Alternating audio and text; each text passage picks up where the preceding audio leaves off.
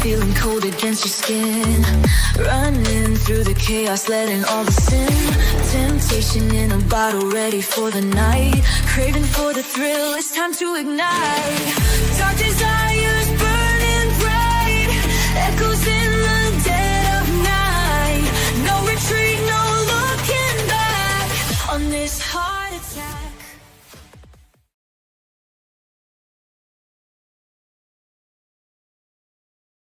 Hey, ladies and gentlemen, how are you? Good to be back tonight on this. I don't even know what day it is anymore. It is a Tuesday night, but it's a Wednesday afternoon here. Uh, Lots of things to talk about. I Hold on, guys. Lots of things to talk about, including I'll tell you what happened after I left here yesterday. I will tell you. You ever have one of those days where you're like, this day is going really well, and then it just doesn't continue in that way? I tell you, yesterday I told you guys I was going to go to the gym after the live show, and I did. And the gym was good. We got to register with the new gym, so Mrs. Ping can do her sort of rehab and things like that. And then after leaving the gym, we went to the store. And you're like, Ping, this is a very boring story. And I'm like, yes, but just hold on. And we were putting the shopping back in the car, and I was in the back seat because we have a coupe. So we only have like the two front seats and they come forward. And I was putting shopping in the back seat. And this is where it all starts to go wrong. Mrs. Ping thought that I was not in the back, and she smashed the seat back and copped it in my face, like, the headrest on the chair, full force like that into my face, and, my nose has been bleeding for, like, 18 hours or something. Like, it's been on and off, but it's not crazy amounts, but yeah, she must have done something to my nose, and then all my eyes all a bit bruised up. But that's not the only thing. 2 minutes after this, so we leave the shopping center, we're driving home, we get to the end of the road, and we're about to turn left. And we get to the end of the road, about to turn left. This car coming the opposite direction is turning into the street that we're in. They are on our side of the road, and like they hit our car. And yeah, so bad night. Um, go from being beat up by Mrs. Ping to being in a crash uh, late last night. So it's been a hell of a like 24 hours. The people that hit the car, they were young. They were a car full of girls. Yeah, so a car full of girls. They were quite young. I don't know how old. Probably under 20. They were still on their P plates, so they were very very young. Um, I thought they wrecked the car, like, really bad because it was like a head-on crash, and I thought the car's totaled. Um, but the car's okay. It's just really scratched up. Um, she had a BMW. The girl who hit us had a Beamer, convertible. I think it was a convertible, like, really new BMW, so make of that what you will. And yeah, P played it too. Yeah, everyone's okay, everyone's alright. But yeah, just scary because it's like it's just you see the headlights, and then you're like, "What are you supposed to do?" Because I mean, you can't there's nowhere to go either because we're turning left. There's nothing next to us. There's like a gutter and a power pole, so there's nowhere we can go. We can't move into their lane in case they wanna, maneuver. Um Yeah, anyway, I don't know what we're gonna do about the car now. Like, it's drivable and stuff, but it's just, like, a lot of it's cosmetic, thank God, but not really. Um, I don't know. I don't know if we wanna claim on her insurance for it because, Like, am I gonna go screw up like a 19-year-old's insurance and make their rebates go through the roof when they're already a P-plater? I mean, I don't think that sounds very nice, does it? For some cosmetic work. I'm not sure. We're still looking at it. Linux says for Americans, a P plater is a provisional driver, not got the full license yet. Yeah, so it's like a P plater is someone who's still learning to drive, and it's so we have two. We have the L plate, which I think you have in America, and then we have a P plate, which is where you go. The L plate is I think you have to drive with someone else. P platers can drive on their own with restrictions. That's the other thing too. The girl that hit us last night, she had a full car full of her friends, and you're not allowed to do that on a P plate. I'm pretty sure you can't have a car full of friends. I think you can have one. I'm pretty sure you can only have one other person. She had a car full of girlfriends with her. Anyway, so yeah, crazy 24 hours, not exactly true crime, although it might be a crime. Is it a crime? It's just like people, please drive carefully. Please drive carefully. Um, that could have ended way worse if everyone was going a little faster. That could have been really, really tragic. Like, I don't look, I don't know why a P plater would cross over. So it was like a T section intersection. They were on the so we were like on the bottom part of the T, and they were going in the other direction on the top part of the T, but they were turning into the street that we were on. Um, yeah, so I mean, I don't know how you cross over into our lane. Bizarre. Anyway, rule breaker. Yeah. All right, let's keep going. Um, Espion said she was not obeying the law. I think full consequences are in order. Some pretty bad choices. You don't have excess funds to fix your car. I really don't. We're just gonna have to leave it like that if we don't end up claiming on the insurance. I don't know. We might. I'll get some advice from. I'll get some advice from family and stuff, and we'll see what we want to do. We got all like her driver's license, her plates, and things like that. Um, license, insurance, all that type of thing. Betsy said no driving experience. Well, if you're on a P plate, you should have, I think, what, like over 100 hours or something of driving so far. And I don't know how long she's been on the P plate, but what? Hold on, let's have a look. Red P plate, red P plate requirements, Victoria. It's been so long since I've had to do it. I can't remember. So to get the red P plate in Victoria, you must be at least 18, display the red P plates front and rear, 20-meter visibility, have zero blood or alcohol or drugs, cannot use mobile phone. P1 drivers are restricted to one peer passenger age 16 to 22 and cannot tow or have a high-powered vehicle. So yeah, she was I don't know how old they were. If they were over 22, then they weren't breaking any laws. If they were under 22, having a car full of their friends was probably breaking the law.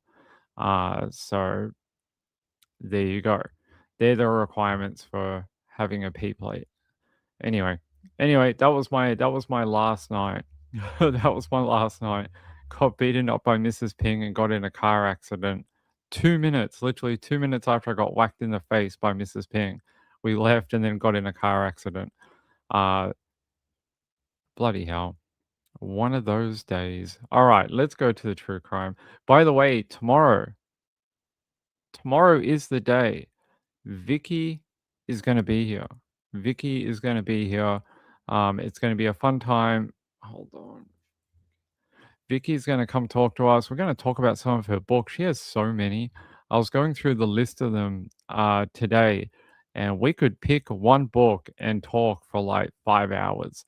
There's she's done so much. You know, it's very difficult to pick one subject, but I think we're definitely going to talk about the vanishing of Vivian Cameron, because that's the original reason I contacted Vicky. And I wanted to talk to her about her experiences with making that book, um, the information that she learned, and whether it could apply to, the body that was found 4 weeks ago, that type of thing. So it's going to be a great show tomorrow, 9 p.m., 9 p.m., 9 p.m. Eastern, 1 p.m. 1 p.m. Australian Eastern Coast time. So if you're in the Australian east side of the country, it'll be 1 p.m. SPR said, somehow my kid talked us into not just a license, but a motorcycle. Strict rules for that boy. I hope he drives better than those girls were driving. Marlene said, bad day, glad you're able to laugh. Yeah, I'm just sore because, we did the gym too. So Mrs. Ping beat me up a bit. I did gym for like 2 hours last night. I'm really sore because I'm out of shape. And so I actually feel like I've been in a harder car accident than I actually was. Marilyn said, I had a car total last year when a person turned left in front of me, but should have turned at the light ahead. That is very annoying when people do that.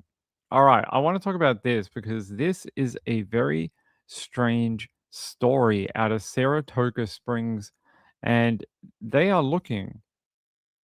Well, they were originally looking for two people. They found one of them. Now they are looking for a 57-year-old, and the story itself is a little strange. So I want to go up here. Actually, I was going to play that one, but that's not the one I want to play. Yes, it's this one. Actually, that one's fine. All right. I want you to listen to the PD guy. He's on your screen. Burton. He's going to tell you some information. Then I'm going to show you some photos. All right.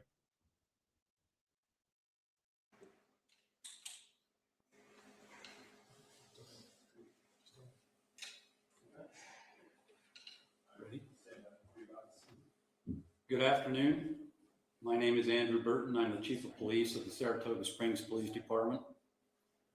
We're here today to provide some information and answer a few questions on a homicide case originating in our jurisdiction. I'll read a statement and then take possibly a few questions. First, we want to offer our condolences to the victim's family and thank them for their cooperation and assistance. I want to acknowledge the hard work of our investigations unit that's been working tirelessly the last few days on this case. We also want to thank our local and federal partners who are assisting and working with us on the case, including the Draper Police Department, the Utah State Medical Examiner's Office, the FBI, Immigration and Customs Enforcement, and the U.S. Border Patrol. We are also in consultation with the Utah County Attorney's Office on the case. This past Thursday morning, Alvaro Jose Rojas, also known as Jose Alvaro, and his wife, Husalem Vitola, left the house where they live in Saratoga Springs. Family members were aware that Alvaro was taking his wife to work, and they left the house at about 10 a.m. Later that night, as the couple failed to return home and family members learned that Husalem had failed to arrive at work, they called the police department to request a welfare check. Family members reporting the case to the police department indicated that these two persons were not suicidal, had no serious medical issues, had no previous history with law enforcement, and the family initially did not believe that either person was in danger. Our records indicate that there is no history of domestic violence, threats, or any previous local contact with our police department. Family members reported that Alvaro and Husalem had been married for about 19 years and came to the United States from Venezuela about 10 years ago. I'm going to stop it there just for 1 minute. And I want to show you some photos of the both of them. Okay, the photos are very blurry. I don't know why, but here is Rojas, and his wife is here. The reason this particular story is very strange, like you heard them say, married 19 years, immigrated to the USA from Venezuela. By all accounts, a loving marriage, no problems. But what is very strange, the wife, she was found dead in their RV, but they don't know where the husband is. So they found her. She's unfortunately deceased. Why is that why is that photo so small? Hold on, guys. I'll make that bigger.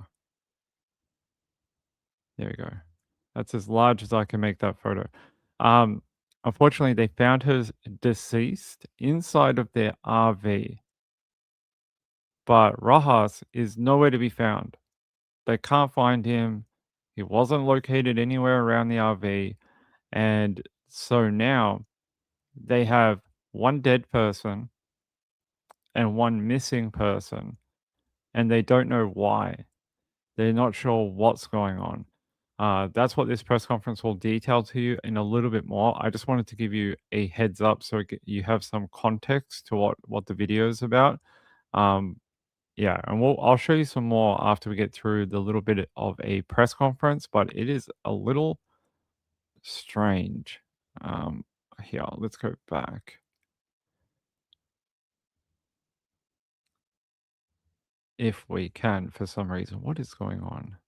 Yeah.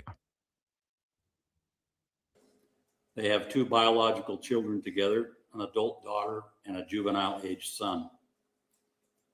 Family members actually wondered if the two had been picked up by ICE. That was checked and found not to be the case. Family members reported that they had seen some arguing between the two persons over the years, but never any physical violence. Recently, there had been some talk of divorce. An attempt to locate, broadcast, and message was put out to law enforcement to be on the lookout for these persons and their vehicle. And about 24 hours after the initial report, the family called the police department back to report they still had not heard from the two persons. It was classified as a missing persons case. And in addition to the attempt to locate, broadcast, the persons were listed on the National Crime Information Center computer as missing persons. Their cell phones were pinged, and it was found that Salem's phone was turned off, could not be pinged, and that the last ping on Alvaro's phone showed him to be in the Draper area. Draper Police Department was requested to check the area, and they checked the area of the ping, but did not locate the vehicle or Alvaro. Later, actually, subsequent checks of vehicle cameras had us realize that the vehicles were actually shown the vehicle was actually seen in Cedar City, St. George, and Las Vegas on Thursday during the middle of the day. The camera footage was not able to determine who was in the vehicle. Use of credit cards and other purchases also showed up late in the evening that Thursday night in California. It was learned from family members that Alvaro had a camp trailer in a storage facility in Draper.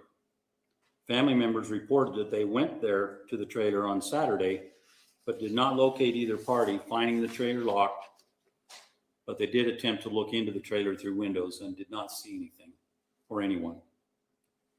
Yesterday, our detectives obtained a search warrant for the trailer, and Draper Police Department was advised of our search warrant within their city. Upon executing the warrant, detectives found the body of Salem in the trailer. The trailer was then processed as a crime scene, and the medical examiner's office was notified.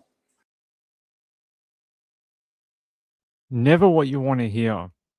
That they obtain a search warrant for a vehicle, and when they do obtain that search warrant, the person is found deceased. And not only that, now we have a missing person. So I want to show you a photo. Yeah, here. This is the vehicle that he's believed to be driving. This is the husband, Alvaro. This is the vehicle that they caught on that camera. And yeah, they believe this is the other quote I have here. We have a situation where the family is saying, well, this is totally a surprise to us. It's very uncharacteristic of them. They're not S word, they're not criminals, they're not here illegally. They didn't have any rationale for why this happened. They don't have any history of DV. They've had arguments over the years, but there's never been anything physical in nature. So, I mean, that tells you a lot. That tells you that the family thinks that there's something going on here. Why the husband would run if that's what's going on, and he's running. Why? Not just because of the murder, but is there anything else going on? Burden said the family told police there had been some talks recently of getting a divorce, but they are unsure what happened prior to the missing persons report. Burden also said that there is not an exact cause of death as of yet and did not want to comment on what condition her body was found in. According to police, there is no suspicion that Rojas is in danger, and the family is not aware of any history of threats that would indicate that should be a possibility. They describe him as 5 feet 9 inches tall, 193 pounds, has brown hair. Police said he is believed to be driving a 2005 gray Toyota Sequoia with a Utah Archers style license plate T409YB. Anyone with information regarding where he might be, his or the vehicle, is asked to contact their local police department or the detectives at Saratoga Springs PD on 801 766 6503 and comment that it's about this particular inquiry. They said, we are working the case in coordination with the Draper PD, the FBI, Immigration and Customs Enforcement, and Border Patrol. So you've got a lot of alphabet agencies involved in the search for him. A very strange story. Now, we do know divorce is often a trigger. It can often be a trigger for DV, even where there has been no DV before. It can be something that it's the idea of abandonment and loss of control that can sometimes send people over the edge. And that is a possibility here. Anytime someone brings up they were thinking of divorce, it has to come to mind. It's just one of the hardest things you have to deal with in life. What do they tell you in life is the hardest things to deal with? It's like um, divorce, death, and babies being born or something like that. Yeah, so it's a very difficult thing to get through. Or pregnant woman. I don't think she's pregnant. I think she's a little far out of being pregnant, but you never know, hey? Technology, it's impressive. Lisa Foster said the most dangerous time for women, anytime they're leaving a relationship, whether it be a divorce or otherwise, is a dangerous time. We just don't know whether it's actually that's what's happening or it's something else. But the fact that he ran and left her body in the RV is, look, it's not great. He would have to have some very, great explanation for why that happened and why he wasn't there when the cops rocked up, especially for a relationship of almost 20 years together. They have family, they got, kids and things. To do that to your wife is, you know, strange. It's just something not right. So they think he could be as far, I think they said, as Las Vegas. That's quite a while away, right? If we go to Saratoga Springs, let's have a look. Not New York. We want Utah. Because it's always Utah. Why not? It always is. So LV is not that far away, right? Not that far away from Utah.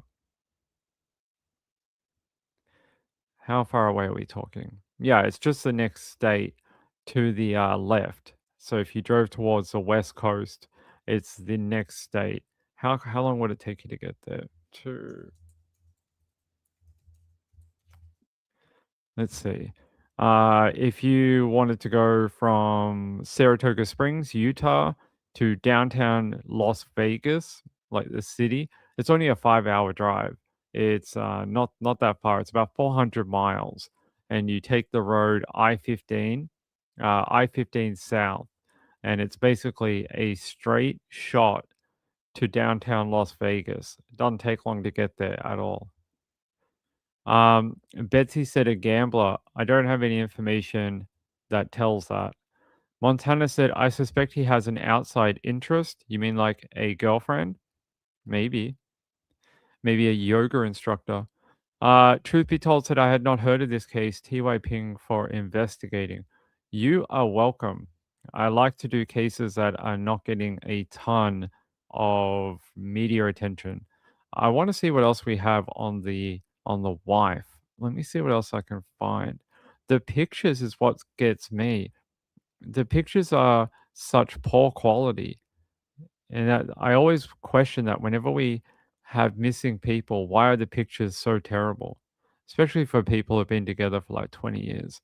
There's some better quality versions of it. Let me go here. I want to just check if there's been an update in the last couple of hours. It doesn't look like it, but they're describing the husband as a person of interest for questioning in the homicide case of his wife. So that is what that's what they're sort of calling it. Let me have a look. No updates in, say, since the morning time in Utah. No updates since then. But yeah, they did find the body of the wife. That is awful. Someone else found a photo, I'm guessing from their Facebook. There you go. You know, you feel sad for the children, don't you? It's always like the young kids. I always feel terrible that there's probably, there you go. There's a photo of her. Unfortunate, she is not with us anymore. Kim says, please like for Ping. I would appreciate that. Son's mom said, I was just going to say 5 hours. Did they say he was seen in St. George? That's what it looked like. St. George.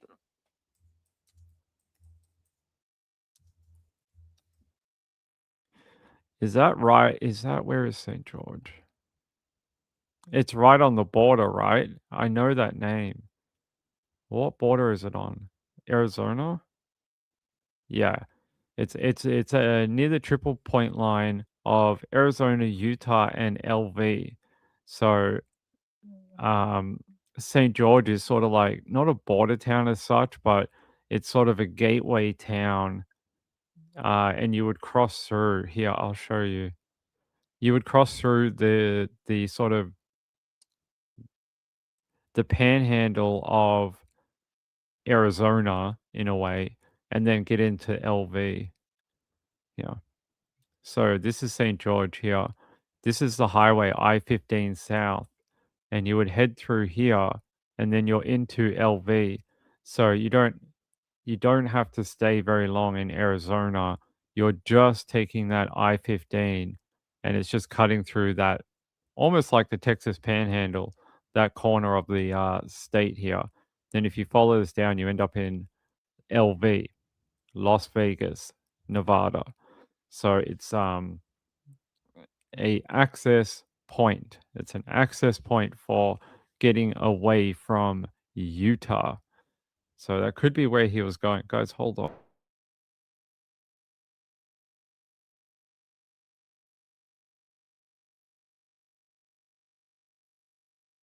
All right, there we go. Mesquite, Nevada is about half an hour away. I mean, he's been missing for what day did they say they found? They found well, they were last seen Thursday, the 26th of Feb last week.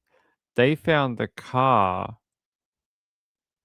like a day or so ago, a couple of days ago. He's had a lot of time, a lot of time. He could be anywhere. He could even be in Cali by now. I'm not sure he would be, but he could easily make it to California in the time that we're talking, and then down to the border, you know, all sorts of different things. To take. Oh, sure.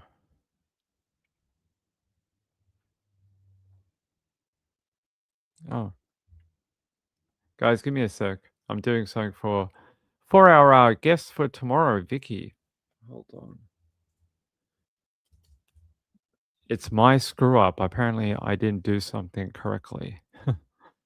Of course. All right, invite. There we go. Sorry about that.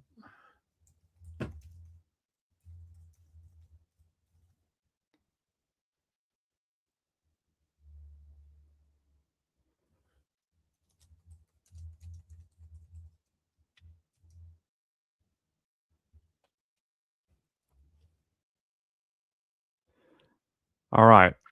So it sounds like we're gonna have Vicky tomorrow between 9 and 10. So between 9 and 10 p.m. Eastern tomorrow, we're gonna have Vicky. And so if you don't know Vicky, I'm gonna give you a website. And what I want you to do is I want you to go there and check out some of her work. Now she's done podcasts too. You may actually know her from her podcast. Now, I know some people aren't prolific readers, but they love podcasts. She has a great podcast called The Unthinkable, and it's presented by Case File. And I'm sure you guys know Case File. She does this one with Emily Webb, and I'm sure a lot of you probably know who Emily Webb is as well. Um, their um, their podcast is quite well known, quite popular, and I know a lot of people listen to it. So I'm going to give you a website. You should go here. She has a shop on her website. If you see anything you like, I think it takes you to her Amazon retail account. She has like a retail thing here where you can get, you don't even have to pay for the books. You can go and get on audiobook, and a bunch of her titles are on audiobook. So if you have like, you know how Amazon always annoys you to be like, hey, do you want like 3 months free audiobook? You can do that and read some of Vicky's books, and then maybe purchase some of the ones that you really want to keep as a physical copy. So I'm going to give you Vicky's website here. And we'll talk more about this tomorrow, but there's Vicky's. So head there and check it out. She produces a lot of books about crime, especially stories from where I live in Victoria. Me and Vicky actually don't live that far from each other. And we both have a love for telling stories from our city and our state in Victoria, but we have a love for saying there's really big stories in Victoria and they need to be told. And I think me and her think along the same line that if no one's going to do it, who is going to do it? So she has the same mentality. So we'll talk more about that tomorrow. Got some examples to show you then. Be a great show. I've got some quotes and different passages from her book we're going to have a look at. I'll ask her what she was like thinking about when she wrote it. It's going to be a great show. Put a lot of work into it. So it'll be a lot of fun for everyone. Thavi said, I do my nightly Brian Enton and Nancy Grace and try to get here. I know. I'm just, You know, I was in the Daily Mail this week too. I'm famous as well, all right, Harvey? No, I, I don't care. I don't care. Have fun at the other channels. Marlene said, I'm listening to Atomic Habits. It is okay. Make some good points. Okay. I don't know if I've listened to that one. Um, Ping is, I gotta tell you, Ping is not a big audio only person, but I have tried to get into them. I like something that's got some video or some graphics or something like we do here, something that can stimulate my visual sense as well as the audio. Tavi says we're trying to make you famous, Ping. I think we're getting there eventually. Betsy said you have to wonder if they're afraid of him, worried he might contact them. Are you talking about the family? It might be that. It might be something like that, because I noticed here it's very scant details about their family structure. I don't have anything here about who they are, where they're from, how many, X, Y, and Z, how many aunties there are. Normally, when someone goes missing, we hear a lot of that type of detail, and that kind of detail is missing. So, oh, they do actually believe. Oh, yes. So they believe he's on his way to California. Police believe they may be. So originally, before they found the wife in the RV, they were heading to Cali. If he was already seen near St. George, possibly heading into LV, then he's halfway there. He only has the other half of the trip to get into Cali. What he's going to do once he gets to California, I got no idea. Maybe get across the border. Don't know. Get away from, possible homicide charges. Let me see here. Yeah, this is interesting. This little detail from the press conference. We are working in coordination with the Draper PD, the FBI. Like, why is the FBI involved in a local homicide? It's weird, right? Immigration and customs enforcement, they use them to check whether either of them were in ICE custody. But the last one, and Border Patrol. That tells me, I wonder if they think he's heading for the border. I just, why else would you be talking to Border Patrol out of Utah? It's not like we're in Arizona, in Tucson, Nancy Guthrie. We're like quite a distance away from the border. So I wonder if that's what they think. Lisa said podcasts might bring more YouTube followers. I think that's something we're looking at doing. We're looking at doing it on Amazon Music. That's the one we're trying to look at. I'm not sure if we're going to do Apple, but we might. Your son is over tonight. Say hi to him. Hope he's doing well. Hey, Joe, what's up, brother? The border between NV and CA is very remote. They would have to be looking for a specific vehicle to pick him out of a non-crowd. They are looking for a specific vehicle. I have a photo of it. We had a look at it before. Maybe you weren't here. That's all right. Here, where is it? There it is. It is a Sequoia. Uh, so that is what they're looking for. Is that how you pronounce that? Sequoia. I'm going to double check that. I have a funny feeling that's not how you pronounce that. What? Sequoia. Yeah, Sequoia. Toyota Sequoia. 2005 gray model, and with the Utah license plate T409YB, and it has a Utah Arches style license plate. All right, there we go. I'm glad I got pronunciation right one time, because it's normally like only one time out of 10 that I do. Who's emailing me? Ah, freaking guys, hold on.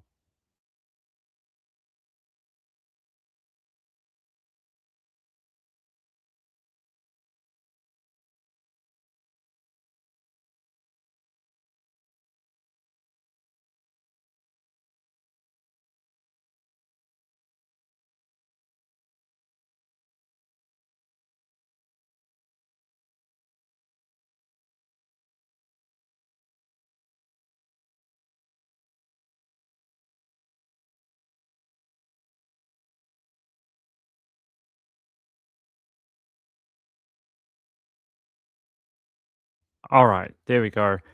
Sorry about that. Someone is hassling me. Not you, Lisa. Someone else is hassling me for information for something. Kim says, I prefer watching and don't listen to podcasts, but I wouldn't mind listening to Mike King. There you go. Mike King from Profiling Evil. All right, let's keep going. By the way, I want to talk to you about something. I don't want anyone to post the name in the chat when I mention this, okay? Don't mention the name, don't write it in the chat. There was a person that was on this show even as early as last weekend, but was on about a month ago talking about a specific case. I would greatly appreciate if you don't use his name anymore. Don't use his name in the chat. Don't leave comments using his name. Nothing like that. If you have to talk about that person, maybe use initials or something, but I would appreciate if you don't reference them anymore. I can't tell you why I'm saying this. I just need you to do it. So it's very serious. Um, it is Elon Musk. That's right. You got it right. That is exactly who it is. He's stalking me. That's right, stalking me for information. Him and his AI grok. That's what it is. I will explain at a later time. I can't tell you anything right now. I'll tell you when I can. It could possibly be never, but maybe later on in the future. But just if you could do that for me and not use that person's name, don't write it out, don't leave comments, don't put it in the chat, nothing like that. Don't go to my Twitter, don't leave that name anywhere. I would appreciate it. That would help me out a lot. All right, let's continue. All right, let's see. Let's see what else we got on this particular one. Who is all right? Who's why does everyone want to talk to me now? Okay, TY.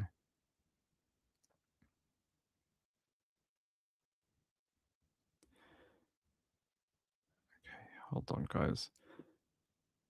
So,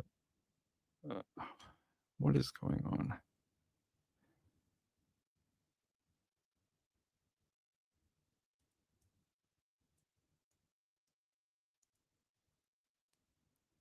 Okay, I'll just do it in a minute. That's okay. He who shall not be named. That's right. Forson's mom said, in regards to a missing person story. That's right. That is right. Kim says, can we talk about the mum still? Yes. Yes, we can talk about the mum. Betsy said, how do we know if we are referencing this person? I think there's enough clues in the chat. Bengal said, ever looked at the Froon and Kremers case? I have. I was very fascinated by the Kroom and Kremers case for a long time. The problem is, I think it's basically been resolved now, where most of the people think that the death of Froon and Kremers was a tragic accident. I know there's a lot of people out there that think it's not, but I think that's what's officially been sort of accepted. It sounds very spooky when you first read about it and you see the photos and the night sky, and then you hear about bones being found and how they're bleached and stuff like that. Sounds very creepy. But then when I listen to the explanation of why that might happen, how it's very easy for two people to get lost in the jungle and then perish one way or another, whether they fell into water and drowned, whether they fell off a cliff and died. Yeah, I mean, you just sort of have to go with what's going on. Bengal said, I saw a very interesting observation this week. The iPhone backlight died, which explains a lot. They were trying to, at least in the photos, look like they were trying to point towards the sky, possibly to try and figure out where they were. being lost in a jungle. It's pitch black at night. Yeah.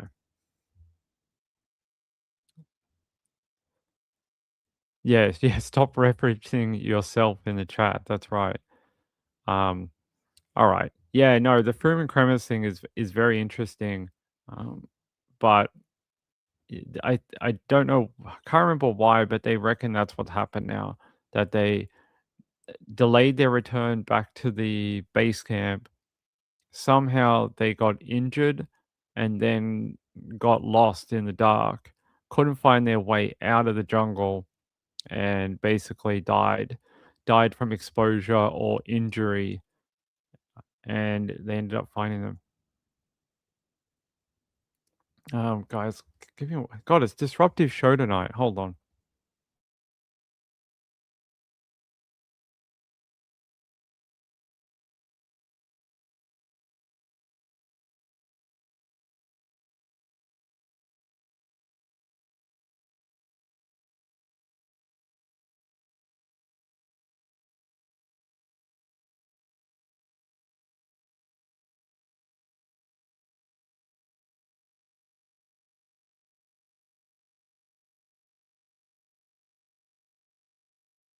All right, there we go. Mrs. Ping wanted me to do something for her. There we go. Kim says, "Who are we talking about?" Oh, you guys don't know this particular case. I feel like I was talking in a secret language. Hold on. Yeah, why don't we're finished with the other one for now. I don't think there's too much I can give to you. If I get an update on the missing guy who is wanted in a homicide investigation out of Utah, I'll let you know.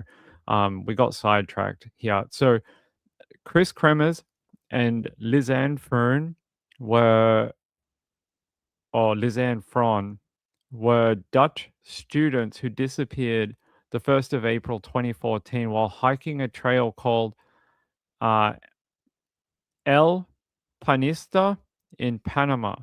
And after extensive search, portions of their bodies were found a few months later. Their cause of death could not be determined definitively. Dutch authorities, working with forensic and search and rescue investigators, initially thought it was likely the students had accidentally fallen from a cliff after becoming lost. The circumstances and aftermath of their disappearances have resulted in much speculation about their final days.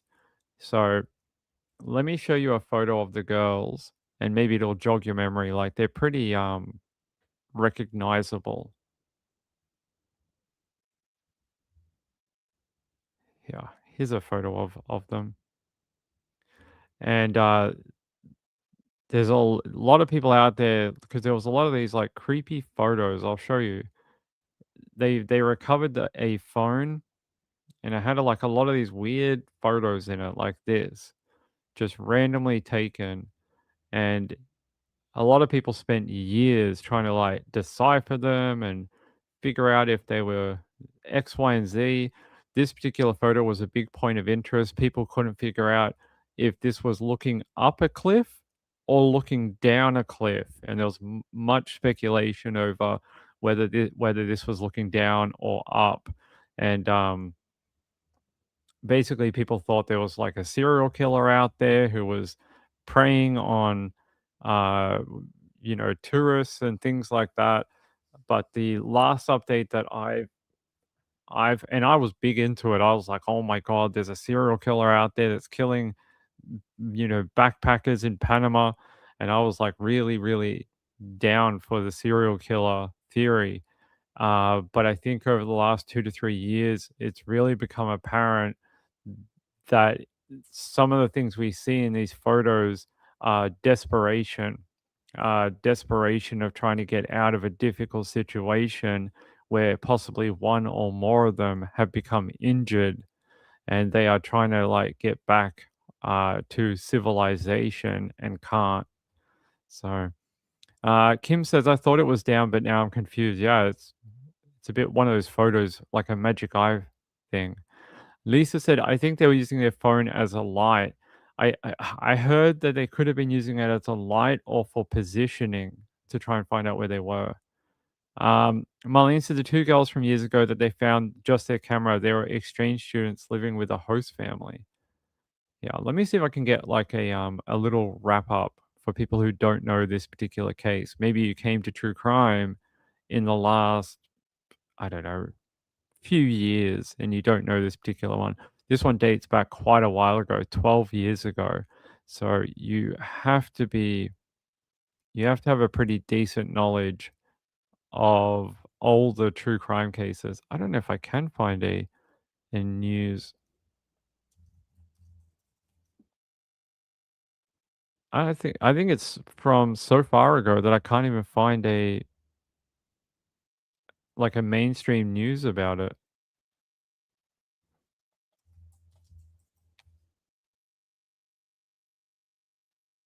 God, I don't think I can. No, I can't. Everyone is podcasters and things like that. I'm unable to find like a little video that we could use. Bengal said it's a very interesting case. I think it's interesting uh, from two aspects. One is that it's anytime you have missing people or who are then found later on, and there's no explanation, that's always going to draw a lot of people and speculation. The other thing is, it's also a very interesting psychological sort of not experiment, but a psychological social thing because you see how fast the rumors spread, you see how fast the misinformation spread, and how long it's taken to try and correct some of the rumors from the early days of the investigation into what happened to these two girls. And even today, there's a lot of rumors and lies and things that are not true, things that have been refuted by authorities or medical examiners, Dutch medical examiners, and yeah, it's yeah, a lot of problems. Lisa said, "Oh, they saw something they were not supposed to see." That was one of the rumors that they saw a drug operation, like cocaine or something. Bengal said, "I agree. I personally think it's most likely an accident, but stranger things have happened." Um, Yeah, I think the accident angle, when you take a step back and don't get so, uh, you know, get so true crimey, and you start looking at the Occam's razor part of it, and you're like, what is more likely that some crazy, creepy guy from a horror movie is stalking them through the Panama bush, or two people who are inexperienced about the bush and the forest got lost, got injured, and succumbed to the elements? You sort of have to, and then you look at the evidence and where does it actually point to?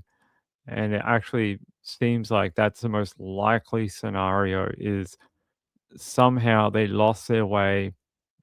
I'm pretty sure at least one of them became quite severely injured, and then the other one was trying to figure out how to get back, how to help, how to survive, and then they both ended up succumbing to their injuries.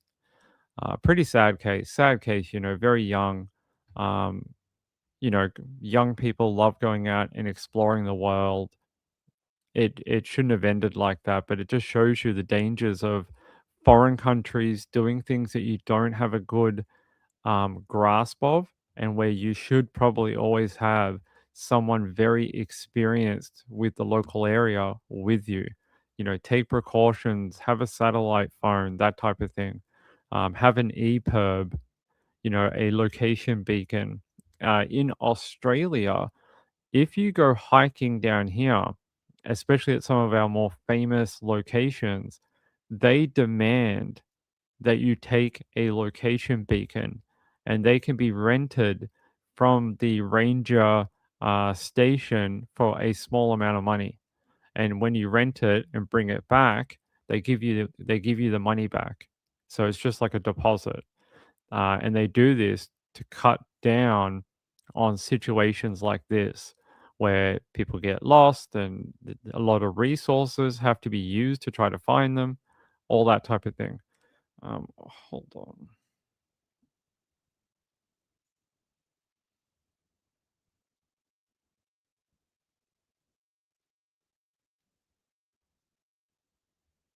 Um,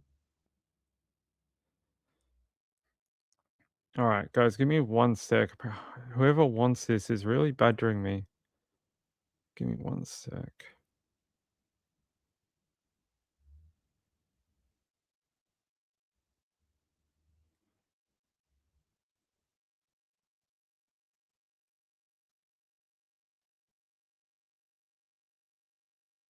All right, done.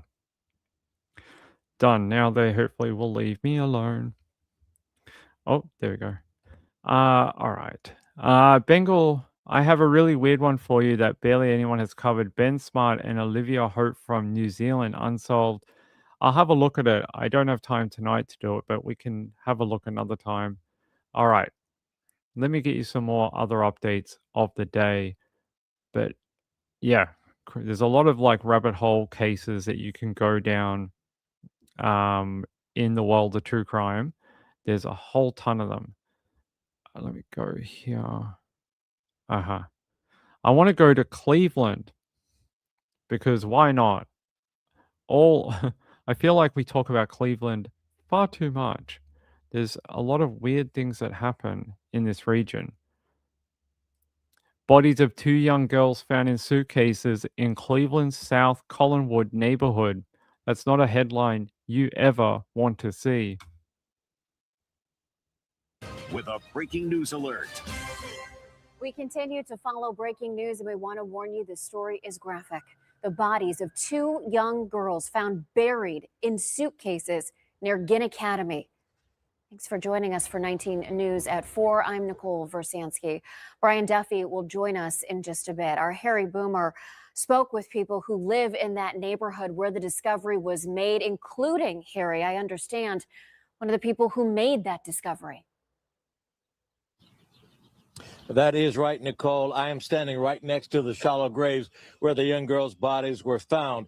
It's eerie that someone would dump them like trash. Cleveland police say apparently their bodies were here for some time.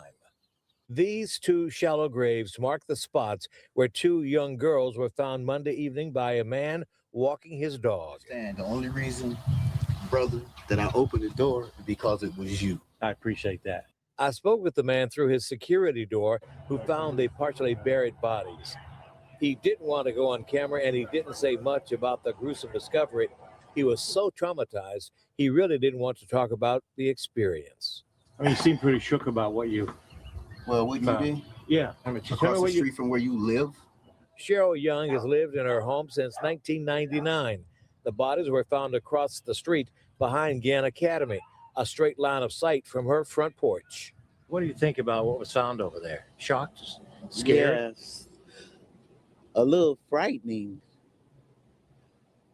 It just makes me wonder what happened, and how did that come about? Cleveland police say the bodies of the two teen girls between the ages of 8 and 14 were discovered in separate suitcases, partially buried in these shallow graves. Terrible, right? Young girls between 8 and in their early teenage years. Yeah, I know where you're going with this, Kim. Like a historical type thing. I wouldn't think so with the way they were buried in this way. I know what you're trying to think of, like in Canada, where there was a lot of these type of residential schools where people died, often children, and they buried them on the grounds. This doesn't seem to be that. This actually looks like something where it's more deliberate. Yeah, I just want to close some windows. We got far too many windows open. Let me see what I can get you. I had another link and now it is gone. Where is it?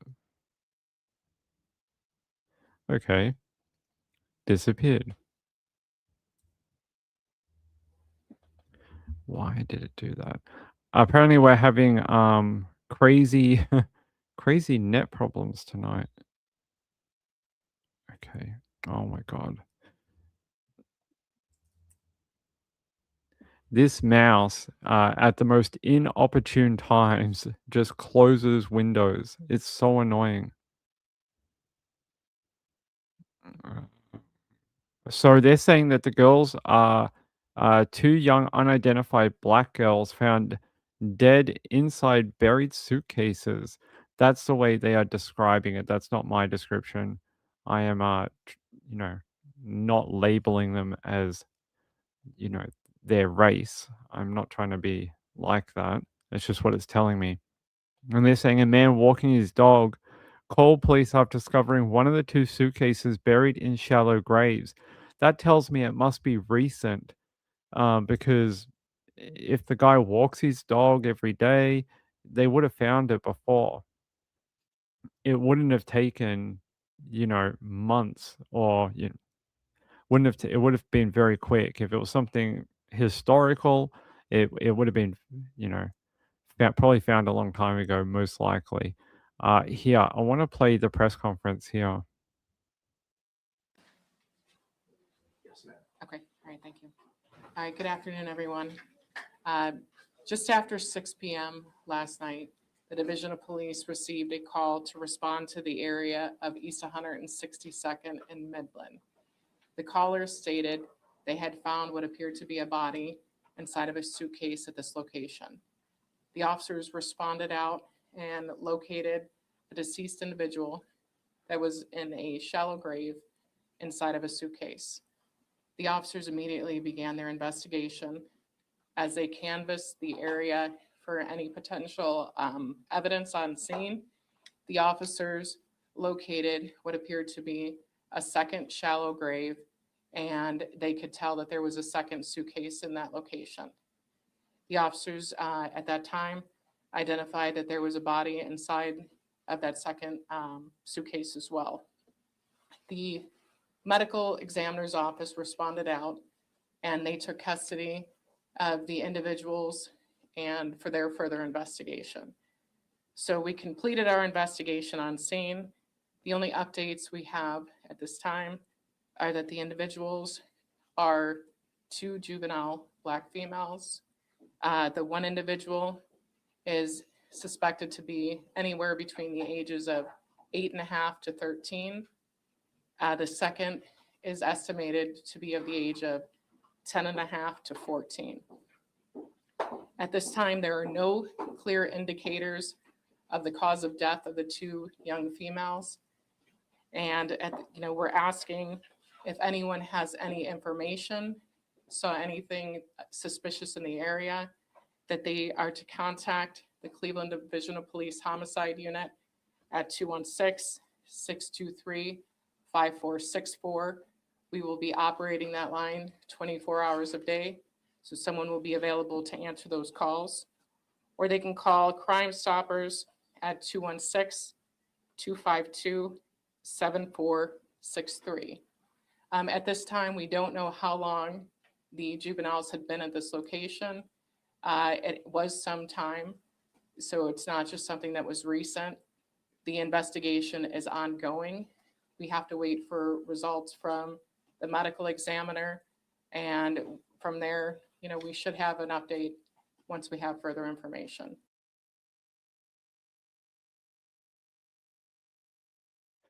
I know they're saying some time period, but I can't think it would have to be historical.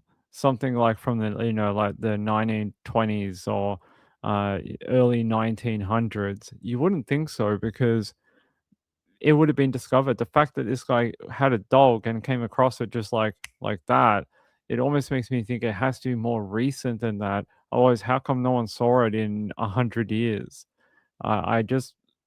It's odd. Marlene said if they were not reported missing, then a mother, or it's most likely someone known to the girls. It's almost always, especially with the two young girls being in a suitcase.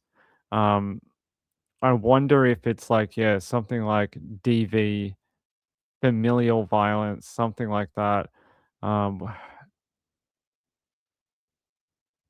just trying to see what else I can find you here. Yeah, okay. they're saying that they're trying to develop leads, and that's why they have that 24-hour tip line open with the Cleveland Police Homicide Unit, and I'll put it up on the screen. Maybe you might know something. Ah, it doesn't like it because I wrote the word homicide. Let me take out that word. See? Take out the word and then it lets me post it. So this is for the Cleveland Police Homicide Unit, 216-623-5464. And you can leave your tips there about if you live in the area, you might know why. Do you know two little girls who might be missing? Did you used to be friends with them? Family friends. And you're like, what happened to those two little girls? And they might fit the age range, your information could be quite valuable to the PD. Joe said, reminds me a little bit of the little boy that was left in the suitcase in southern Indiana by his mom. The boy in the suitcase, is that one with the Las Vegas suitcase? I do remember that one. That one was very sad. The fact that this is from Cuyahoga County as well, we did a story out of there a while ago about a woman that was an adult entertainer, and she was not originally from Cleveland, but had flown out there to audition for a show called Baddies East or Baddies something like that. And she auditioned for the show, did not get in, and then her body was found in an abandoned home in Cleveland. And they I can't remember what they ever figured out. I think they figured out it might have been something self done. It might have been something that she may have caused her own demise, which was a very sad story. Oh, Mrs. Ping's here. Hold on, guys.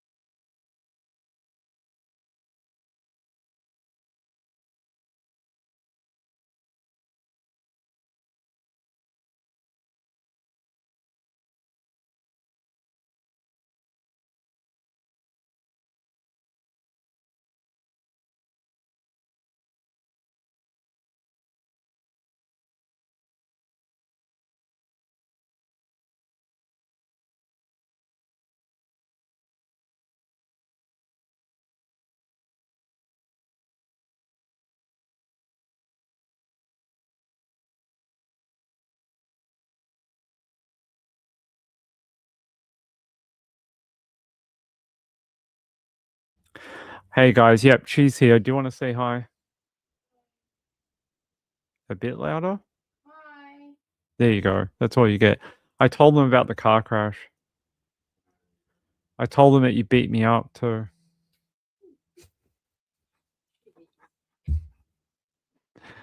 She's a domestic violence perpetrator. It's not a joke. It's not a funny topic, Ping. I didn't find it very funny either when I was beaten up. I'm all right. I just had a bit of a blood nose. I'm all right. Okay. Anyway, yep, she's here. Uh, we're not going to the gym tonight. Ping can hardly walk, so no, my legs are like concrete. All right. Let's continue on. I want to find out more information about these two young girls because what a tragic tale to be that old and end up in I don't know. How do you end up in just some random dirt at the side of the road? It's horrific. Let's go. All right. Yeah, we'll go tomorrow.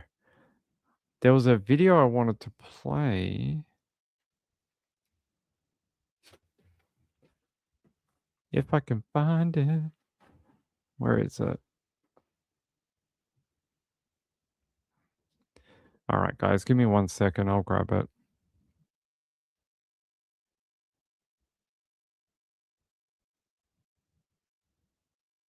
There we go.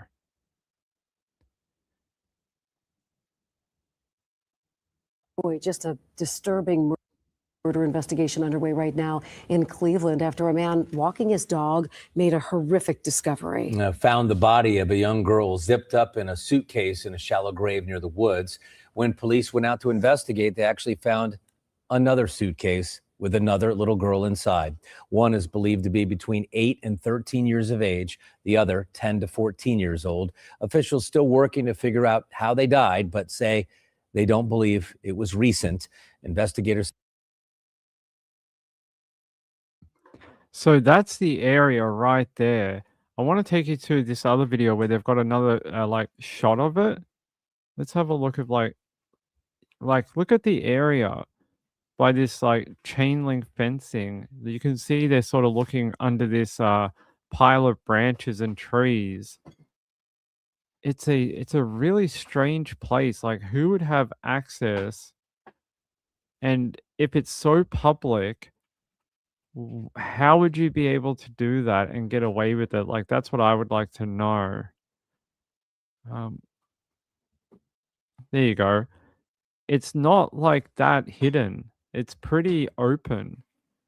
What you're gonna do is sit there with a shovel and dig, and you've got like 2 suitcases. No, everyone's walking by with their dogs and they're like going to school in the morning, and everyone's like, "Oh, hi, person," burying 2 suitcases that are young human sized.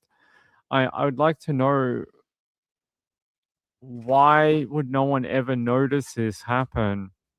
And who would be that ballsy? There you go. There's a really good shot of it.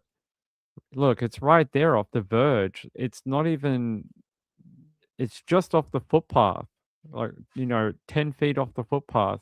Right here. I am very yeah, just interested in who would have the absolute balls to do that. It's something you would have to be very comfortable with doing. If someone came up to you, you wouldn't be like, they'd be like, "Hey, what are you doing?" And you're like, "Oh, my dog died, so I'm burying my dog." I just, I feel like people would have a funny thing about that. Joe said that's a very common look in Midwest USA. Nobody pays attention to suburban and semi-rural scenes like that. You walk right past it and most people ignore it. Well, I know where to go to bury my victims. Sensible Crime said, I'm thinking of the case of Precious Doe in Kansas City. The community named her Precious and her grandfather figured out who it was. I remember that one. That's true. I remember that one. That's a good story. Lynn said, balls or stupidity. Depends what they can find on the suitcases. I have a feeling in a few days we're going to get photos of the suitcases. They're going to provide that to the public to try and hunt down leads of when these might have been sold, what year they were made, if you knew someone that owned it, all that type of thing. The sort of here, I got a photo of the area where they found it. Let me put this up on the screen. Oh, that that pixelated it a bit. It's not very deep either. Like they said, I know they said shallow grave, but it is really, no, that the other photo we have's better. There we go. It is very sort of, it's yeah, shallow. If they're saying it could have been there for a long time, I'm confused why people walking their dogs never found it before. Let's have a look. People that live in this area, they would have to have known a family, someone who, had 2 little girls and disappeared. I'm sure of it. Like, they would have to have friends or like, they played with other kids in the neighborhood. There we go. That's a good photo too. There you go. Right on that tree line. So there's that cyclone fencing. And if there we go. It's right on that line of the thickets, or yeah, thicket right there. There's a forensic. I'm not sure. I'm guessing that's forensic or a media person taking photos of the grave. It doesn't look very big for 2 suitcases, does it? It's pretty small. It's a pretty small area for not just 1 suitcase, but 2. That's something I would like to know more about as well. Or both balls and stupidity. It could be both. Jetty said, shocking news, terrible. It is, right? 2 young girls. Gaylor said, maybe during lockdown you wouldn't be seen. You could do it at 3 a.m. in the morning, most likely, and maybe no one would see you. Marlene said, that would be a hard dig with the roots from the trees and the bushes. It's it's not the place that I would bury a body. It's very open. It's, you can tell that area is maintained too. Look at the grass level. There's obviously a mower that comes out there and mows the ground every so often and maintains that particular plot of land. So that's not a great place to bury people, because what if the mower hits it? What if the rain comes and washes some of the dirt away? And people, like, what happened? A guy walks his dog and the dog smells something and then they dig it up. And there's a lot of possibilities. So I wonder if this is someone in a panic and wanted to do anything they could to get rid of the remains of the 2 girls. And that's why their spot for depositing them is not better thought out. I wonder. That's where my brain goes. Joe said regular dogs don't alert to human remains, or if they do, there's no way the dog walker would recognize the alert. I think most people who own dogs would know if their dog was like overly interested in something, and some people are nosy mother effers.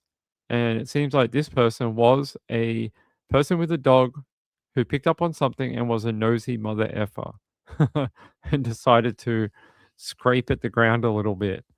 Some people are a bit nosy like that. Thavi said that wide open area is strange. It's like so visible. Um, when people like to do this, one of the things they like to have is control of the area, control of being seen, and being so open. That's the thing. Maybe we could look at the maps. Maybe the grass has not always been this well kept. Maybe it's only been mowed recently. And that is why people have now come onto that land. That's a possibility. Hey, Quiet Observer, how are you? Hope you and Mrs. Ping are okay after the accident. I'm all right. She's her normal self. I'd be putting in a claim. She needs some accountability for her actions. Sorry, not sorry. she was she has that sort of, young people or like young girl that drawl that they sort of have now, like the yeah, yeah, yeah. It's like really strange because she's Aussie and she, it doesn't sound very Aussie, but they sort of have this like drawl to their voice. She sort of had that. Lisa said they must have been near. Could have been. Gail said, what happened? I missed it. Oh, a car hit us last night, like head on. What it was, well, it was only side on because of a last moment adjustment. She, yeah, yeah, her headlights were in our lane. Yeah, they scraped the crap out of the side of our car, but it was only because Mrs. Ping adjusted the vehicle. Like their car was not in their lane; it was in our freaking lane. She cut the corner, and instead of coming around the corner and following through into her lane, she cut the corner and went into our lane. Look, Was she a red pea plater or a green pea plater? I think I've got a photo. I can't show it. I don't want to dox her, but I have a photo. Which is a oh no, she's a green pea plater. Oh no, that's the last one, I think. Is it the green?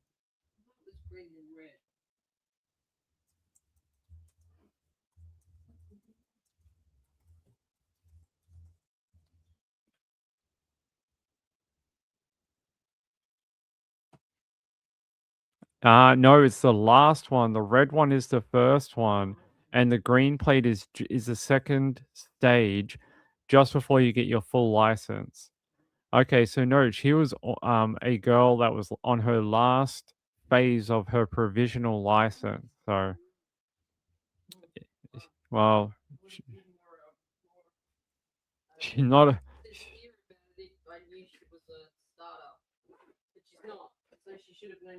Yeah, I mean, she should have like hundreds of hours of driving under her belt by the time she gets that far. I think when you're a P plater, you can have more, like the green one. I think you can have more.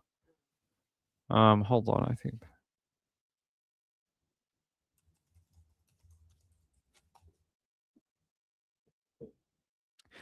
In Victoria, green P plate drivers have no restrictions on the number of passengers they can carry, including friends.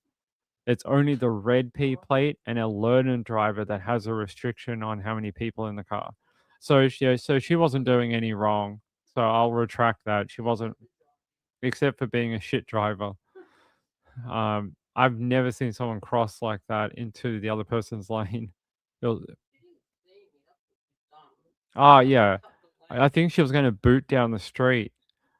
Like, I reckon she lives locally because she would know that particular street. And I reckon she knows when it's empty, you can cut like that and then boot down the street, then cross over. Yeah. Most likely a local. Joe said, when I get my provisional license down under, I promise not to engage in a collision with Ping or Mrs. Ping. Oh, that's good. Our car can't take it. Lisa said, not true. Other way around. Is it?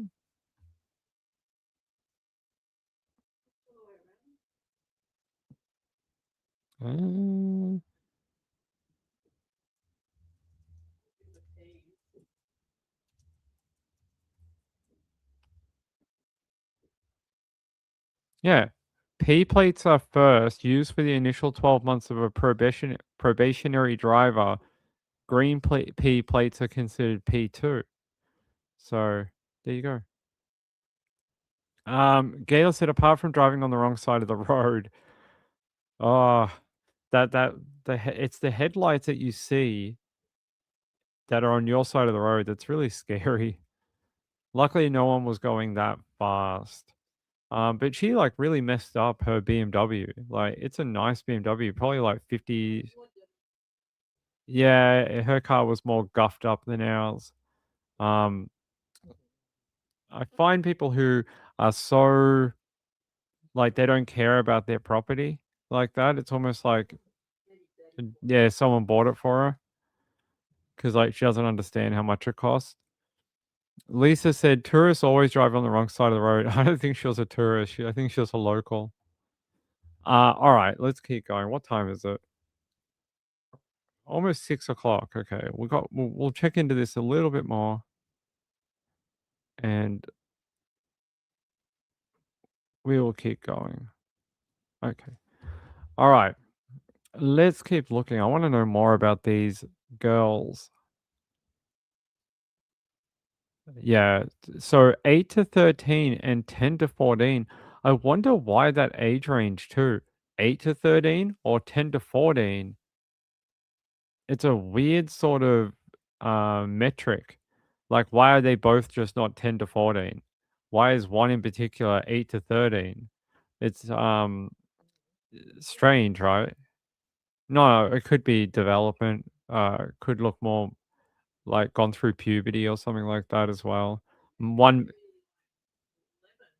yeah, but the age difference is 8 to 10. The other one, they're 14 to 13, so they'd be very similar. But the young part of the year is 8 or 10, which is a weird time gap. It's like a 2-year time gap between them. Maybe one looked more developed than the other, and that's why they had like maybe they think they're sisters, and maybe there's like a 1 to 2 year gap between them. Okay, let's have a look. Suitcases. Every time we get someone buried in a suitcase, it's always very concerning because a lot of the time they do end up being like a family member. Like I said, I reckon in a day or so we're going to get those photos of the suitcases, and they're going to ask, "Do you know who might have owned these? Where they might have been sold? Where they came from? Do you know people who used to have 2 girls?" That type of thing. I wish we had better photos of that though.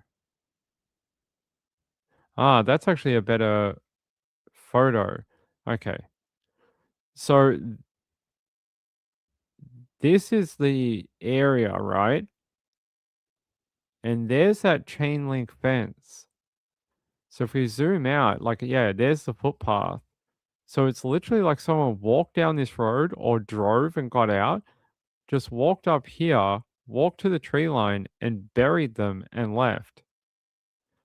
It's very interesting because, like we've talked about already before, it's just so open and so visible. It makes me wonder if it's someone local that lived in the area, like maybe within that street, literally within the street they were found on. I wonder if there used to be a resident who had 2 little girls that lived on that street.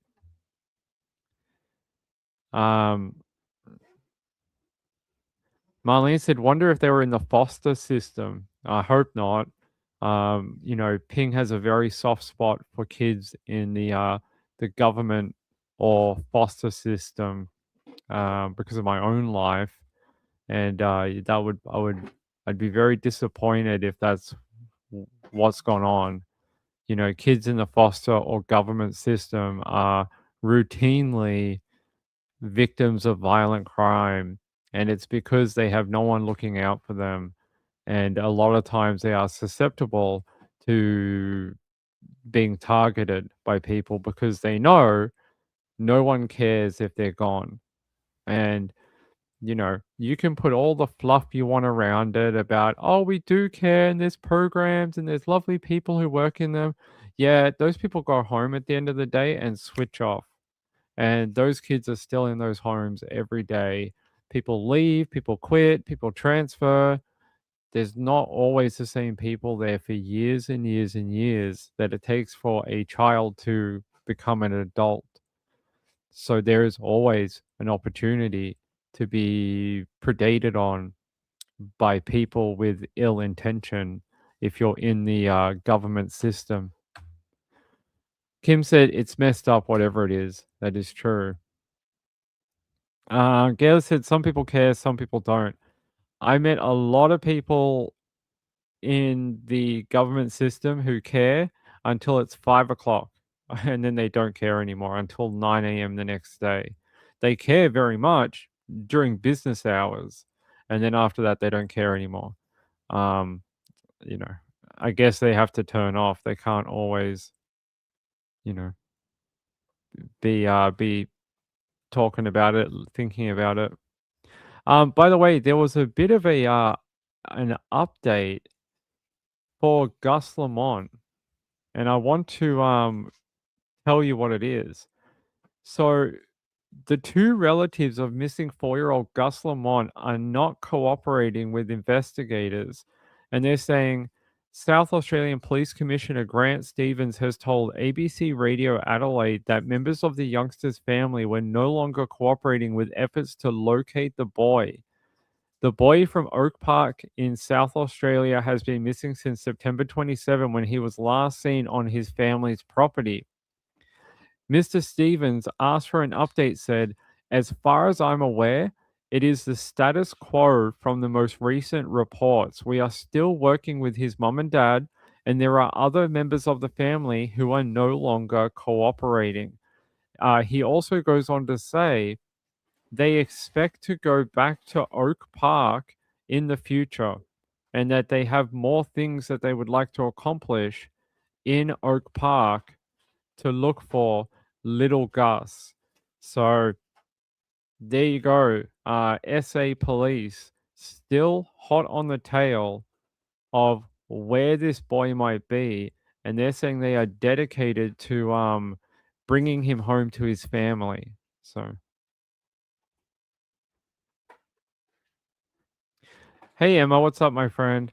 Emma says, "Wait a minute, we are 49 in here. Hit the like button, please." Yes, please do so. Gail said, "I hope his parents no longer talk to his two grandmas." I don't know. Um,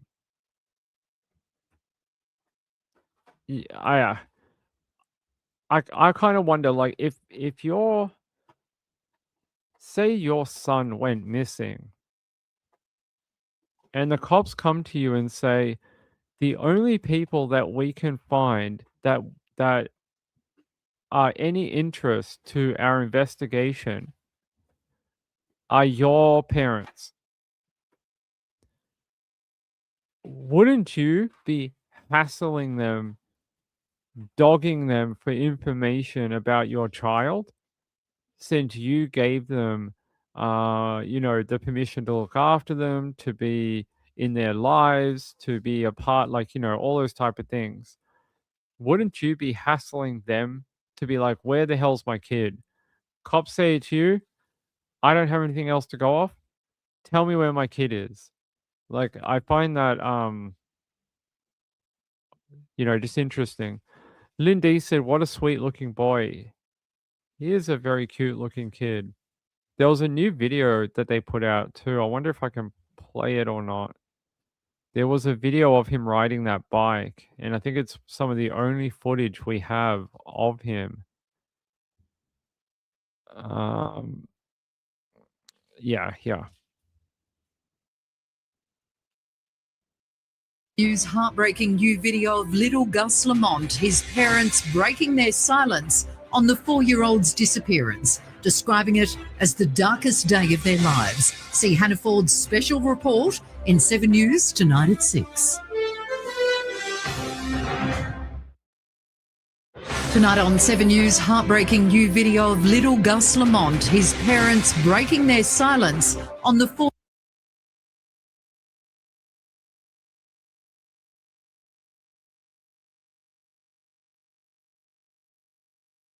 So that's the only footage we have of Gus Lamont in the public domain, is him riding that little bike. But it is, it is very sad, very sad. Hey, Patricia, how are you, my friend? Good to see you. Sensible Crime says, the logical part of my brain wouldn't be working right now. Of course, I had good parents who would never hurt a child. I cannot imagine what it's like for the parents or Chad Daybell's kids. Must be very difficult. Gail said, my son's hair was like that when he was young. Now he's ginger. Marylander said he looks like mum. He does look a little bit like his mum, doesn't he? A little bit. Looks like a bit of a mix. I think dad is a little ginger, and mum's a little more brunette, I think. All right. I think we've got one more story and update to a Louisiana mayor. Do you guys remember Misty Roberts? Misty Roberts. She was caught doing sexual things with a child. It's horrific. Misty Roberts found guilty of having sex with teen while serving as DeRidder mayor. So she was a official at the time. She's now been found guilty. We covered this story a little while ago, and now we finally have a verdict.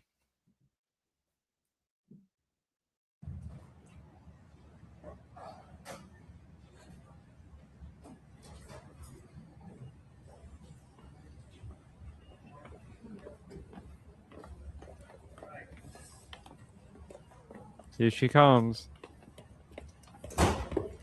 She looks so proud of herself. Look how proud. So proud. So proud. Proud to be found guilty. Here, let me get us a better video than that one. So she was at a teen house party. What's with the house parties and abusing little kids? And she is accused of yeah, being an elected official while doing this to a child. The trial of former DeRidder Mayor Misty Roberts continued today. Good evening, I'm Brennan Brown. KPLC's Devin Cruz joins us live from DeRidder with what happened in court today. Devin. Yeah, Brendan, ultimately we heard from 3 total witnesses today. I'll go ahead and break down 2 for you because they've had so much content that they talked about. It's all I can really fit in right now. So we'll start off the top. Roberts' ex-husband, Duncan Clanton, took the stand this afternoon and testified that Roberts told him directly that she had sex with the minor and that their kids had caught them in the act. Clanton says he talked to their son, who confirmed it. Text messages shown to the jury revealed Duncan Clanton advised Roberts to deny everything on the day she had a city council meeting as acting mayor. He also texted her that he, quote, played dumb and denied it after local city councilman and current mayoral candidate Danny Reynolds called him about the alleged incident. Roberts texted Clinton, quote, I need you to deny it, please. Earlier in the day, Roberts' lifelong best friend Jill Weaver took the stand. She admitted to discussing keeping the alleged incident from police and texting her son, quote, we lie till we die. Weaver also described the night of the party as, quote, a lot. It was chaos, and testified that at one point Roberts talked about wanting to harm herself. The defense today worked to challenge the credibility of 2 of the witnesses, pointing to Clinton's interest in an ongoing custody battle and the previous conflict of interest issues with Judge O'Neill, who was removed from the case by the Louisiana Supreme Court. They also highlighted conflicting statements among multiple witnesses who've now testified. And that was only just 2. In the end, even after all those legal issues, they got there in the end with the jury. She was found guilty, and it seems like those witness statements were upheld by the jury because they believed it. And I don't know what is going on with this. It's an endemic of these, these women. A lot of women predators who, for some reason, think it's okay to prey on their target age is very different from a lot of male perpetrators. Male perpetrators don't really have an age range. It's sort of like, from 0 to 18. Female perpetrators, quite rare to be under the age of 10. Women perpetrators are normally between the ages of about 13 and 17. That seems to be that golden age range for female perpetrators. For some reason, in their mind, the older age of the victim seems to make it okay in their warped brain. And, we all know that until you reach that age of consent, you cannot give any consent, and it is a crime. So I don't know what we're going to do with all these women, but, for years, men were, you know, spat on, disregarded, yelled at in public, not allowed around little girls, looked at sideways whenever they were with a child, even if it was their own. When are we going to start doing that to women? Because it's not okay. Even today, a lot of these women who are found guilty at trial end up with a very minimal sentence compared to their male counterpart. And, that sort of equalization needs to happen because it doesn't make it okay just because it was a woman who did the crime. But if you looked around, it's almost like how it seems to be. If a guy did that, it would be so much more severe. They would be ostracized. People would look down on them. They'd have to go on the register. They wouldn't be able to work anywhere. But these women, it's almost like they almost find they're proud of their offending, and they're like, "Oh, I'm just going to go back to my life after trial. People will forgive it because I'm a lady." That needs to stop, and the sort of mass amounts of women that are being charged. It's like every week there's a new woman. Every week there's a new woman who's been charged with some sort of abuse of power and then preying on someone underage. It's really bonkers. And over the last probably 36 months, it's really gone into overdrive. You know, it sort of started with like one every couple of months or every now and then you notice the trend of it increasing, but now it's in overdrive. It's happening so frequently. I can't even keep up with the names anymore of the women who are doing it. There's just so many of them. Kim says, women have been doing this all along. Right, they have, but it's sort of like how in like the 60s and 70s, it was sort of everyone like turned a blind eye to DV, and it was like, hey, if you roughed up your wife, that was sort of your God-given right as her husband, that kind of thing. There was sort of the same thing with female perpetrators on young people. People were like, oh, he's a man. He's a man at that age. He probably likes it. Everyone wanted to have sex with their teacher in high school. It had that mentality. But those mentalities have started to change, especially over the last 20 to 30 years. You're starting to see that be wound back and understood for what it actually is. It's a crime. And that's why we're having so many women now charged with these offenses compared to, say, the 70s, 80s, even 90s. So, Lisa said, I worked in high school and I saw a lot of it. They were always just found okay. It was the students' fault. I know, right? Those damn underage people. Gayla said, well, if it was my kid, I would be the one catching charges. It's crazy, but hey, at least this one will be sentenced. I'm not sure what she can be done with. I'm not. One of the things that happened at the trial, they had a DoorDash driver who gave evidence at the trial.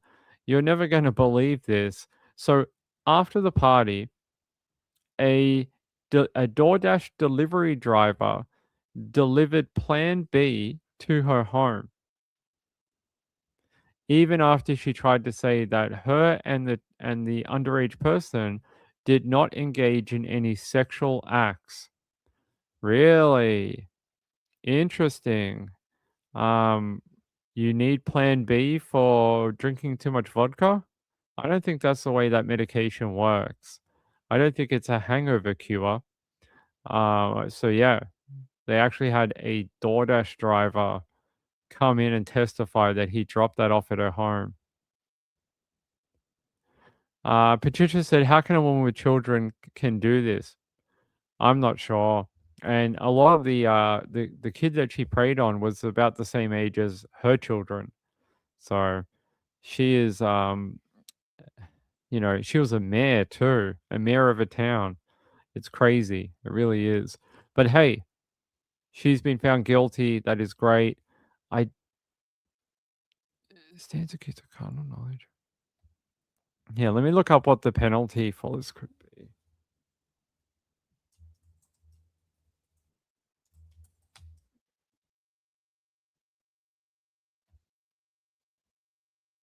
I'm just trying to see what the penalty is in Louisiana.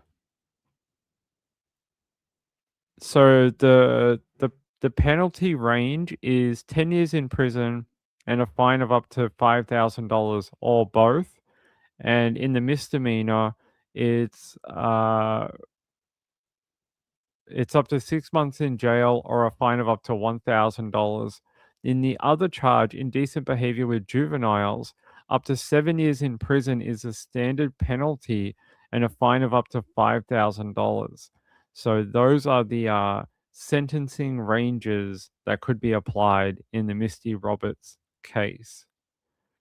All right. All right. Gayla said, great role model for her son. I know. Hopefully, the dad wins that custody battle and she will never be able to be around a child, even her own, ever again. All right, my friends, let's wrap it up for the night. Let's get out of here, my friends. Let's get out of here. Okay, I'll be back here 9 p.m. Eastern tomorrow night, 1 p.m. Australian time, Eastern Australian time, with the lovely Vicky. We're going to hang out. We're going to talk true crime, talk about her career. It's going to be great. You're going to love her. She is such a nice lady. Lisa gave a super sticker. I appreciate it, my friend. I will put that towards fixing my car, apparently. But thank you. I appreciate it. All right. I am going to go and feel sore outside of being a live stream host. Gayla said, thank you. Enjoy your evening. Thank you for all your help. Same with Darby and the rest of the mods. I appreciate all your help. I'll see you tomorrow for the big interview. Be here or be somewhere else, but don't tell me about it. All right. Good night, everyone. Bye.